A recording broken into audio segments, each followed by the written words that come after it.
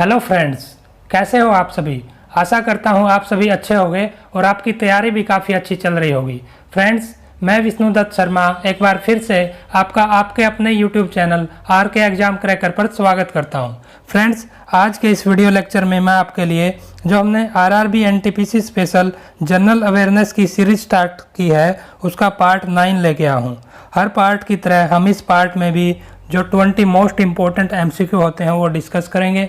उनसे रिलेटेड जो important information होती है और उनसे रिलेटेड जो एक्स्ट्रा क्वेश्चन बनते हैं वो सब हम यहाँ पर कवर करेंगे।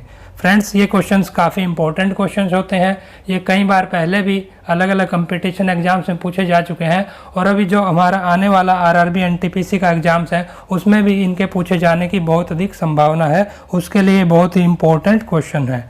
और फ्रेंड्स, वीडियो को शुरू करने से पहले मैं आपको बता देना चाहता हूं कि जो हमने यहाँ पर आरआरबी एनटीपीसी के लिए जो 15 दिसंबर का टारगेट है उसके लिए हमने जो सीरीज़ स्टार्ट की है वो रेगुलर चल रही है।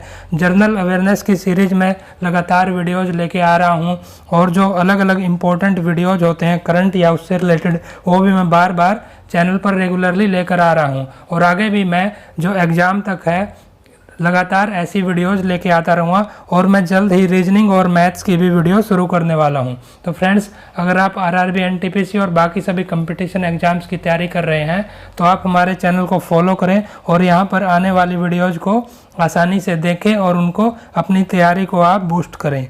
और फ्रेंड्स, उससे पहले चैनल को अगर आपने अब तक सब्सक्राइब नहीं किया है तो जल्द से जल्द चैनल को सब्सक्राइब कर लें और बेल आइकन को ज़रूर प्रेस कर लें। उससे आपको हमारी आने वाली जो हम आरआरबी एनटीपीसी या फिर दूसरे एग्ज़ाम्स की जो अलग अलग सिलेबस से रिलेटेड अलग अलग सब्जेक्ट से रिलेटेड जो वीडियो लेके आने वाले हैं उनके बारे में जल्द ही नोटिफिकेशन मिल जाएगा। तो फ्रेंड्स, आइए आज की वीडियो देखते हैं। आज का जो ये पार्ट 9 है उसके क्वेश्चन देखते हैं। आज का पहला क्वेश्चन पूछा गया। जो प्लेनेट मार्स ग्रह है, जो मार्स जो मंगल नाम का ग्रह है उसको किस और नाम से जाना जाता है। सही आंसर होगा ऑप्शन सी, रेड प्लेनेट। मंगल ग्रह मार्स प्लेनेट को हम रेड प्लेनेट, लाल ग्रह भी बोलते हैं। ओके, देखिए मार्स ग्रह के बारे में जानते हैं। जो मार्स जो प्लेनेट है वो सूर्य से चौथा प्लेनेट है, चौथे नंबर का प्लेनेट है सूर्य की साइड से। और ये सेकंड सबसे स्मॉलेस्ट प्लेनेट है। सबसे जो स्मॉलेस्ट प्लेनेट है वो है मरकरी, जिसको बुध बोलते हैं, और सेकंड स्मॉलेस्ट है मार्स। ओके, जो मॉर्निंग और इवनिंग स्टार हैं, जो ये ऑप्शन दिए गए हैं, वो बोलते हैं वीनस को, जो वीनस प्लेनेट है जिसको शुक्र ग्रह बोलते हैं हिंदी में। जो ब्लू प्लेनेट है वो नेपच्यून प्लेनेट को बोलते हैं। ये भी याद रखेंगे, ये इंपॉर्टेंट क्वेश्चन है। नेक्स्ट क्वेश्चन पूछा गया है। जो सॉल्यूशन होता है कैल्शियम हाइड्रोक्साइड का उसका कॉमन नेम क्या होता है। सही आंसर होगा यहाँ पे option A, lime water. Calcium hydroxide को हम कॉमनली लाइम वाटर बोलते हैं। देखिए, जो कैल्शियम हाइड्रोक्साइड का फॉर्मूला होता है वो होता है CaOH2। ओके, और ये एक बेस होता है जिसको हिंदी में अक्षार भी बोलते हैं। ये कलरलेस क्रिस्टल और वाइट पाउडर टाइप का मटेरियल होता है और ये प्रोड्यूस होता है जो क्विक लाइम होता है जिसका फॉर्मूला होता है CaO, कैल्शियम ऑक्साइड बोलते हैं इसको। उसको जब हम वाटर के साथ H2O के साथ मिक्स करते हैं तो ये CaOH2 हमें मिलता है जिसको कैल्शियम हाइड्रोक्साइड बोलते हैं। जो इसका यूज होता है वो होता है मेनली सीवेज ट्रीटमेंट में। जो हमारा सीवेज होता है, गंदा पानी वगैरह होता है, उसको सही करने के लिए, पेपर की प्रोडक्शन में, कंस्ट्रक्शन में और फूड प्रोसेसिंग में। ओके, तो फ्रेंड्स ये इसके यूजेज हैं। और फ्रेंड्स, जो ये कॉमन नेम्स हैं ये एग्जाम में बार बार पूछे जाते हैं। तो कॉमन नेम से रिलेटेड मैं पहले एक वीडियो अपलोड कर चुका हूँ, मैं उसका डायरेक्ट लिंक डिस्क्रिप्शन बॉक्स में डाल दूंगा, आप वहाँ से वो डायरेक्टली देख सकते हैं सभी जो इम्पोर्टेंट कॉमन नेम्स हैं। नेक्स्ट क्वेश्चन पे आते हैं। पूछा गया जो स्माइलिंग बुद्धा है, जो स्माइलिंग बुद्धा नाम का जो कोड नेम है, किस चीज़ का ये कोड नेम है, किस ऑपरेशन का कोड नेम है। तो यहाँ पे हमारा सही आंसर होगा ऑप्शन डी। जो पोखरण 1 न्यूक्लियर टेस्ट किया गया इंडिया के द्वारा 1974 में, 1974 में, उस जो मिशन था वो ऑपरेशन था उसका नाम स्माइलिंग बुद्धा था, याद रखेंगे। और जो ऑप्शन है इनको देख लेते हैं।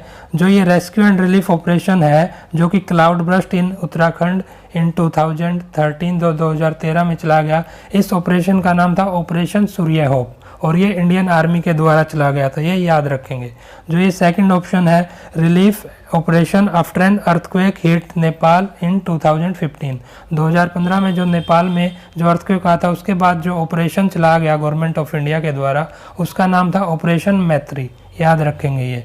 ओके, ये इंडियन जो गवर्नमेंट ऑफ इंडिया है और जो इंडिया की आर्म्ड फोर्सेज है उनके द्वारा मिलके चला गया। जो ये ऑप्शन सी है, जो 1998 में जो पोखरण का सेकंड जो न्यूक्लियर टेस्ट कंडक्ट किया गया इंडिया के द्वारा, उस ऑपरेशन का नाम था ऑपरेशन शक्ति, ये भी याद रखेंगे।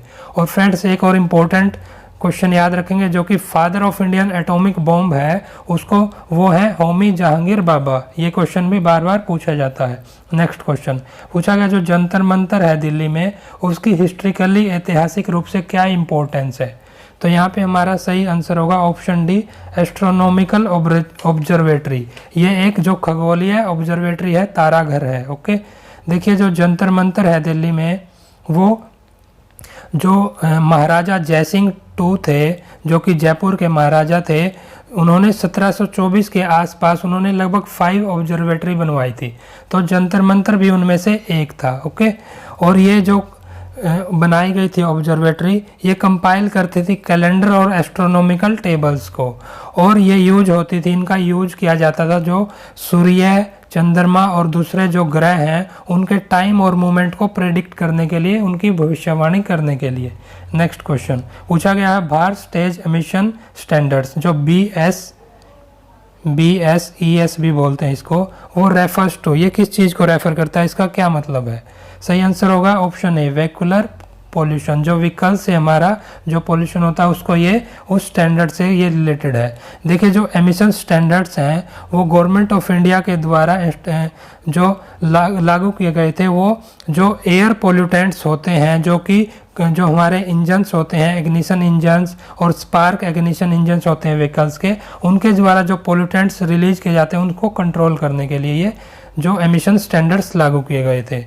और जो ये स्टैंडर्ड और टाइम लाइन है जो इनकी, वो इम्प्लीमेंट की जाती है जो central pollution control board CPCB के द्वारा, और मिनिस्ट्री है जो वो है जिसके अंडर में ये किए जाते हैं, वो है environment, forest and climate change ministry. Okay, और सबसे पहले ये स्टैंडर्ड इंडिया में इंट्रोड्यूस किए गए थे ईयर 2000 में। नेक्स्ट क्वेश्चन पूछा गया, जो मल्टीटास्किंग सिस्टम है वो स्पेसिफिकली किस चीज़ को रेफर करते हैं, मतलब इनका क्या मतलब होता है? तो आंसर होगा यहाँ पे हमारा option B, more than one process. Multitasking का मतलब होता है एक से ज़्यादा प्रोसेसिंग होना एक ही टाइम पे। देखिए इसको मल्टी प्रोसेसिंग या फिर मल्टीटास्किंग दोनों नामों से जाना जाता है। इसमें क्या होता है, एक ही टाइम पे बहुत ही ज़्यादा मल्टीपल टास्क का एग्जीक्यूशन किया जाता है, जो हमारा कंप्यूटर सिस्टम या नेटवर्क सिस्टम होता है उसमें। ओके, तो फ्रेंड्स इसमें हम जो है, जो अगर एक काम हमारा चल रहा है सिस्टम में, तो हम उसके एंड होने की वेट नहीं करते, साथ में ही हम दूसरे जो ऑपरेशन है उनको एग्जीक्यूट कर देते हैं, तो इसलिए इसको मल्टी प्रोसेसिंग बोला जाता है। नेक्स्ट क्वेश्चन पूछा गया, जो यूनियन गवर्नमेंट की जो स्कूल नर्सरी योजना शुरू की गई वो किस चीज़ के बारे में है? सही आंसर होगा option A, creating environmental awareness in young minds. जो युवा पर्सन्स हैं, युवा जो बच्चे हैं स्कूल में पढ़ते हैं, उनके दिमाग में जो इन्वायरमेंट के प्रति अवेयरनेस करना, जागरूक करना उनको, इसके लिए ये योजना बनाई गई थी। देखिए ये 2015 में योजना बनाई गई थी, लॉन्च हुई थी ये 2015 में। इसके अकॉर्डिंग क्या हुआ था, जो क्लास 6 से क्लास 9 के बीच के बच्चे हैं उनको जो अलग अलग सैपलिंग्स दी गई प्लांट्स को, उनको नर्सरीज में जो नर्सरी बनाई गई थी स्कूल्स में, उनमें प्लांट्स को उन्होंने उनकी सैपलिंग्स को रेज करने के लिए उनको मोटिवेट किया। ओके, सब जो युवा स्टूडेंट्स थे। ओके, और इसमें जो ये किया गया, जो ये योजना लागू की गई, ये की गई थी उस टाइम पे जो यूनियन इन्वायरमेंट मिनिस्टर थे प्रकाश जावड़ेकर जी, उनके द्वारा नई दिल्ली में ये शुरू की गई थी। ओके, और जो थीम था इसका वो याद रखेंगे, plant a tree for sustainable future and to make the nation clean and green. Okay, next question पे आते हैं। जो क्वेश्चन है वो है, चीफ इलेक्शन कमिश्नर है जो इंडिया के, उनको ऑफिस से किन के द्वारा रिमूव किया जाता है? सही आंसर होगा ऑप्शन ए, बोथ हाउस, जो पार्लियामेंट के जो दोनों हाउस हैं, राज्यसभा और लोकसभा, उनके द्वारा ये रिमूव किए जाते हैं। और जो ये बोथ हाउसेज होते हैं राज्यसभा और लोकसभा, उनको ये जो रिजोल्यूशन पास की जाती है इनको रिमूव करने के लिए वो 2/3 की मेजॉरिटी से पास की जानी चाहिए। और जो ग्राउंड्स होते हैं जिनके बेस पे सीईसी को रिमूव किया जाता है वो होते हैं मिसबिहेवियर या फिर इनकेपेसिटी। सीईसी के बारे में जानते हैं। जो चीफ इलेक्शन कमीशन है इंडिया के, वो आर्टिकल 324 के अंडर में वो एक कॉन्स्टिट्यूशनल पोस्ट है। और जो ये अपॉइंट किए जाते हैं वो प्रेसिडेंट के द्वारा किए जाते हैं। इनकी सैलरी है 2.5 लाख रुपए पर मंथ। और जो पहले सीईसी थे इंडिया के, उनका नाम है सुकुमार सेन। और जो करंट में जो सीईसी हैं, चीफ इलेक्शन कमिश्नर है, उनका नाम है सुनील अरोड़ा। और ये 23वें सीईसी है। ओके, तो ये इंपॉर्टेंट क्वेश्चन भी याद रखेंगे साथ में, ये भी बार बार पूछे जाते हैं एग्जाम्स में। नेक्स्ट क्वेश्चन पूछा गया, as per census of India 2011 की जो जनसंख्या की गणना की गई उसके अकॉर्डिंग जो इंडिया की पॉपुलेशन डेंसिटी, जनसंख्या घनत्व कितना था लगभग। सही आंसर होगा ऑप्शन ए 382। याद रखेंगे 382 पीपल पर स्क्वायर मीटर, एक स्क्वायर मीटर में 382 लोग। ओके, ये पॉपुलेशन डेंसिटी थी 2011 के सेंसस के अकॉर्डिंग। देखिए, जो सबसे पहला जो सेंसस किया गया इंडिया में जो कंप्लीट था वो था 1881 में किया गया था। 2011 में जो सेंसस किया गया वो 15वां सेंसस है। और जो मोस्ट पॉपुलस स्टेट है 2011 के अकॉर्डिंग वो है यूपी। और जो सबसे कम पॉपुलस है, जिसकी सबसे कम पॉपुलेशन है, वो है सिक्किम। जो पॉपुलेशन है इंडिया की वो 121 करोड़ है लगभग। और लिटरेसी रेट याद रखेंगे 74%। सेक्स रेशियो है जो वो है 940। ओके, तो ये भी इम्पोर्टेंट क्वेश्चन बार बार पूछे जाते हैं। जो ये सेंसस है 2011 का, इससे रिलेटेड, तो ये भी हम याद रखेंगे। नेक्स्ट क्वेश्चन पूछा गया, जो Syed Modi international grand prix championship है वो हर साल कहाँ पर होती है। सही आंसर होगा ऑप्शन बी लखनऊ। जो इसकी वेन्यू है जो ये हर साल होती है, लखनऊ यूपी में होती है। ओके, जो ये टूर्नामेंट है ये बैडमिंटन का टूर्नामेंट है और ये होता है बाबा बनारसी दास इंडोर स्टेडियम लखनऊ में। जो 2019 में ये टूर्नामेंट हुआ उसके विनर याद रखेंगे वांग तजू, जो कि मैन सिंगल्स के विनर थे, चाइना से बिलोंग करते हैं। जो वुमेन सिंगल्स की विनर थी वो थी कैरोलिना मारिन, जो कि स्पेन से बिलोंग करती हैं। जो 2020 का जो ये टूर्नामेंट होना था वो कोविड-19 की वजह से कैंसिल कर दिया गया है। नेक्स्ट क्वेश्चन पूछा गया है, ऐसी पहली वुमेन कौन सी हैं जिन्होंने किसी भी पैरामिलिट्री फोर्सेज की हेड बनी है। सही आंसर होगा ऑप्शन बी अर्चना रामासुंदरम। ये जो अर्चना रामासुंदरम जी है ये 2018 में डायरेक्टर जनरल बनी थी एसएसबी की, जो कि होता है सशस्त्र सीमा बल। और ये पहली ऐसी वुमेन है जो किसी भी पैरामिलिट्री फोर्स की हेड बनी है। ओके, और एक दो क्वेश्चन याद रखेंगे। जो हीना जायसवाल जी है वो 2019 में पहली वुमेन फ्लाइट इंजीनियर बनी। और जो किरण बेदी जी है वो हमारी इंडिया की पहली आईपीएस ऑफिसर थी। और याद रखेंगे जो इंडिया की पहली फुल टाइम फाइनेंस मिनिस्टर बनी कोई भी वुमेन, वो थी निर्मला सीतारमण। 2019 में ये बनी। और 2019 में ही निर्मला सीतारमण जी ही पहली इंडिया की वुमेन डिफेंस मिनिस्टर बनी। ये भी क्वेश्चन याद रखेंगे। नेक्स्ट क्वेश्चन, किनको बादशाह खान के नाम से जाना जाता है। सही आंसर होगा ऑप्शन सी खान अब्दुल गफ्फार खान। देखिए, जो खान अब्दुल गफ्फार खान है इनको बच्चा खान भी बोलते हैं, इनको बादशाह खान के नाम से जाना जाता है। इनका और एक नाम है फ्रंटियर गांधी भी बोलते हैं इनको। इनका जन्म 1890 में हुआ था और इनकी मृत्यु 1988 में हुई। इन्होंने एक मूवमेंट चलाया था फेमस, जो कई बार पूछा जाता है, जिसको खुदाई खिदमतगार मूवमेंट बोलते हैं और इसको रेड शर्ट मूवमेंट भी बोलते हैं। नेक्स्ट क्वेश्चन पूछा गया, जो सैफरन है जिसको हिंदी में केसर बोलते हैं, वो सबसे ज़्यादा इंडिया में कौन से स्टेट में प्रोड्यूस होता है, उसको उत्पादन कौन से जो स्टेट है उसमें होता है। सही आंसर होगा option C Jammu and Kashmir. JNK में सबसे ज़्यादा केसर होता है। पूरे वर्ल्ड वाइड देखें जो सैफरन है, केसर है, वो मैक्सिमम होता है ईरान में। और ईरान जो है वो पूरे वर्ल्ड का लगभग 90% जो सैफरन है वो प्रोड्यूस करता है। और यहाँ का सैफरन जो बेस्ट क्वालिटी का सैफरन माना जाता है। जो सैफरन है ये एक तरह का स्पाइस है, स्पाइस की कैटेगरी में आता है, एक मसाला टाइप है। और ये वर्ल्ड का जो सबसे मोस्ट एक्सपेंसिव स्पाइस है। जम्मू एंड कश्मीर के बारे में जानते हैं। देखिए, अभी करंट में ही सबको पता है, इसको जो स्टेट का दर्जा था आर्टिकल 370 के अंडर में स्पेशल स्टेट का, उसको अभी रिमूव कर दिया गया है गवर्नमेंट के द्वारा पिछले साल ही। जो 5 अगस्त 2019 को इसका दर्जा ख़त्म कर दिया गया था। और JNK को 2 यूटीज, 2 यूनियन टेरिटरीज जो कि जम्मू एंड कश्मीर और लद्दाख है उनमें डिवाइड कर दिया गया था। JNK से रिलेटेड, ये यूटी से रिलेटेड जो जम्मू एंड कश्मीर लद्दाख है और आर्टिकल 70 से रिलेटेड 370 से रिलेटेड मैंने कंप्लीट वीडियो बनाई है, वो मैं डिस्क्रिप्शन बॉक्स में डाल दूंगा, आप वहाँ से डायरेक्ट लिंक से वो वीडियो कंप्लीट देख सकते हैं।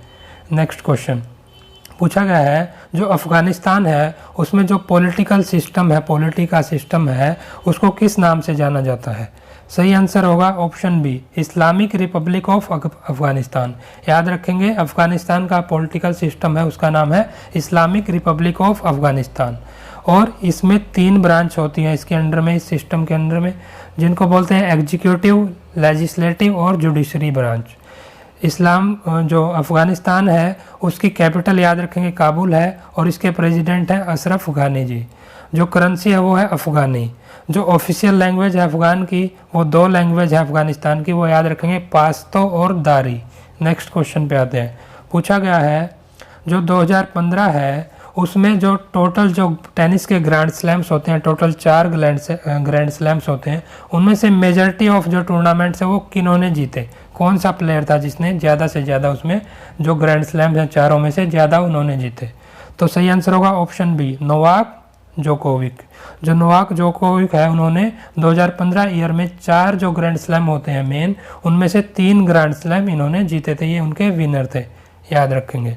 ओके, देखिए 2015 में इन्होंने US ओपन, विंबलडन और ऑस्ट्रेलियन ओपन तीनों टूर्नामेंट जीते। सिर्फ जो फ्रेंच ओपन है वो जो ये 4 नंबर पे दिए गए हैं, डी नंबर पे ऑप्शन, स्टैनलिस वावरिंका इन्होंने जीता था। और याद रखेंगे जो 2020 का करंट का जो ऑस्ट्रेलियन ओपन टूर्नामेंट हुआ वो भी नोवाक जोकोविक ने ही जीता है। ओके, और फ्रेंड्स ये बाकी जो नोवाक जोकोविक हैं ये सर्बिया कंट्री से बिलोंग करते हैं। बाकी जो फेमस प्लेयर्स हैं ऑप्शन में उनके बारे में जानते हैं, वो कौन से देश के हैं? एंडी मरे हैं जो वो यूनाइटेड किंगडम के हैं, रोजर फेडरर स्विट्जरलैंड के हैं और स्टैनिस्लास वावरिंका ये भी स्विट्जरलैंड से बिलोंग करते हैं। नेक्स्ट क्वेश्चन पूछा गया, जो कॉन्स्टिट्यूएंट असेंबली जो हमारी संविधान सभा थी उसने जो हमारा नेशनल फ्लैग, राष्ट्रीय झंडा अडोप्ट किया गया, लागू किया गया, अपनाया गया, सॉरी लागू नहीं अपनाया गया था, ये अडोप्ट किया गया, ये कब किया, किस डेट को किया?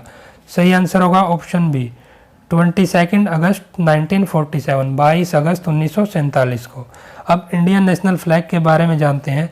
जो ये फ्लैग है इसको ऑफिशियल जो फ्लैग बनाया गया इंडिया का वो 15 अगस्त 1947 को बनाया गया।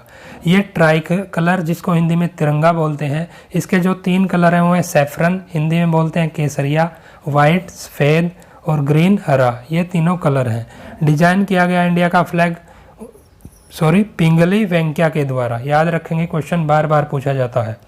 और जो ये फ्लैग है इंडिया का, इसके लिए एक फ्लैग कोड ऑफ इंडिया बनाया गया जिसमें अलग अलग इसके रूल्स हैं, क्या क्या रूल्स फॉलो किए जाते हैं फ्लैग के लिए, वो सब उनका वर्णन है।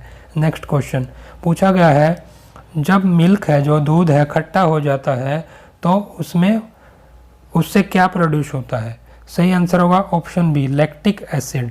देखिए मिल्क में मेनली क्या होता है, लैक्टोज होता है, और जो प्रोसेस होती है फर्मेंटेशन की, जिसको दही जमने की प्रक्रिया भी बोलते हैं, उसके द्वारा ये लैक्टोज है वो लैक्टिक एसिड में कन्वर्ट हो जाता है। ओके, और दूध है जो हमारा खट्टा हो जाता है, उसकी दही जम जाती है। जो लैक्टिक एसिड प्रोड्यूस होता है ये वो एनाएरोबिक रिएक्शन, मैंने पहले लेक्चर्स में भी बताया है एरोबिक और एनाएरोबिक रिएक्शन के बारे में, ये एनाएरोबिक रिएक्शन के द्वारा प्रोड्यूस किया जाता है। जो कि एनाएरोबिक रिएक्शन कौन सी होती हैं? जो ऑक्सीजन की अब्सेंट में होती हैं। हमारी बॉडी की सेल्स में ये एनर्जी प्रोड्यूस करती हैं ऑक्सीजन की अब्सेंट में। जो लैक्टिक एसिड होता है वो हमारे ब्लड में भी प्रेजेंट होता है, जो कि डिपॉजिट किया जाता है, जो हमारी मसल्स हैं और जो हमारी RBC है, रेड ब्लड कॉर्पल्सल्स हैं, उनके द्वारा ये ब्लड में डिपॉजिट किया जाता है। नेक्स्ट क्वेश्चन पे आते हैं। पूछा गया जो येलो फीवर है वो मेनली जो ह्यूमन बींग्स हैं, मानव जाति है, उनमें जो किसके द्वारा ट्रांसमिट किया जाता है, किसके द्वारा ये ट्रांसफ़र किया जाता है एक ह्यूमन से दूसरे ह्यूमन में? सही ऑप्शन होगा option A female mosquito bite. देखिए मेनली ये जो रोग है, ये बीमारी है येलो फीवर की, ये एक आदमी से दूसरे आदमी तक जनरली ऐसे अपने आप नहीं जाती। जो फीमेल मॉस्किटो होते हैं वो पहले इन्फेक्टेड पर्सन को काटते हैं और फिर जाके दूसरे पर्सन को काटते हैं, तो वो वहाँ से एक पर्सन से दूसरे पर्सन में ये बीमारी ट्रांसफ़र हो जाती है। जो येलो है यहाँ पे वर्ड, ये येलो वर्ड रेफर करता है जॉन्डिस को, जो कि पीलिया की बीमारी बोलते हैं हिंदी में। ये पेशेंट्स को काफ़ी ज़्यादा अफेक्ट करती है इसमें। और मेनली जो ये डिजीज है ये अफ्रीका और सेंट्रल एंड साउथ अमेरिका के जो देश हैं वहाँ पे होती है। नेक्स्ट क्वेश्चन पूछा गया, जो ब्रिटिश रूल था इंडिया में, भारत में जो ब्रिटिश साम्राज्य का रूल था वो एंड कब हुआ उसका? ओके, तो आंसर होगा ऑप्शन बी 1947। सबको पता है 1947 में हम जो आज़ाद हो गए और ब्रिटिश रूल का एंड हो गया। और ये जो एंड हुआ वो इंडिया इंडिपेंडेंस एक्ट 1947 के अंडर में हुआ था। इस एक्ट से ये जो है उन्होंने भारत को अपना जो शासन था, जो रूल था, वो इंडिया को ट्रांसफ़र कर दिया था, ब्रिटिश जो रूलर्स थे उन्होंने। और जो लास्ट गवर्नर जनरल का नाम याद रखेंगे, बार बार पूछा जाता है, वो थे लॉर्ड माउंटबेटन।